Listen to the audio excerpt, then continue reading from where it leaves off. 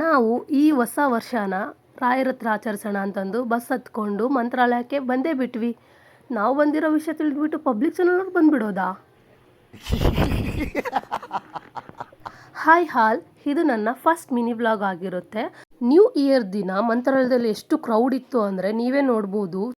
A few moments later. Finally 4 hours ಆದಮೇಲೆ ದರ್ಶನ ಆಯಿತು. ಅದಾದ ನಂತರ ಹೊರ್ಗಡೆ ಬಂದ್ವಿ. ರೀಲ್ಸ್ಗೋಸ್ಕರ 2 ಕ್ಲಿಪ್ ತಗೊಂಡ್ವಿ. ಇದನ್ನೆಲ್ಲ ಕಣ್ಣಿಂದ ನೋಡಿ ಕಂಗಾಲ ಆಗ್ಬಿಟ್ಟಿದೀನಿ. ಮೈಂಡಲ್ಲಿ ಜನ ಈ ಥರ ಅನ್ಕೋತಾರೆ ಅಂತ ಗೊತ್ತು, ಆದರೂ ಕೇರ್ ಮಾಡಲಿಲ್ಲ. ನಾವು ಫೋಸ್ ಕೊಟ್ವಿ. ನಾವು ಅಷ್ಟೊಂದು ರೀಲ್ಸ್ ಮಾಡೋದು ನೋಡಿ ನ್ಯೂಸ್ ಚಾನಲ್ನವ್ರು ಮೈಕ್ ಹಿಡ್ಕೊಂಡು ಬಂದೇ ಬಿಟ್ರು ನಮ್ಮ ಹತ್ರ.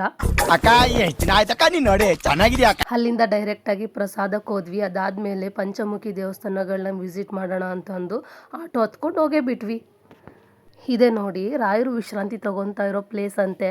ನೋಡ್ತಾ ಇದ್ರೆ ಒಂದಕ್ಕೊಂದು ತುಂಬ ಚೆನ್ನಾಗಿತ್ತು. ನಾನಂತರೂ ಮೈ ಮರೆತು ನಿಂತ್ಕೊಂಡು ನೋಡ್ತಾ ಇದ್ದೆ. ಎಷ್ಟು ಅದ್ಭುತ ಅಲ್ವಾ ಇವನ್ನೆಲ್ಲ ನೋಡೋದಿಕ್ಕೆ. ನಾನಂತರೂ ಆಶ್ಚರ್ಯವಾಗಿ ನಿಂತ್ಕೊಂಡು ನೋಡ್ತಾ ಇದ್ದೆ. ನನಗಂತೂ 2 ಕಣ್ಣು ಸಾಲದು ಅನ್ನಿಸ್ತಾ ಇತ್ತು.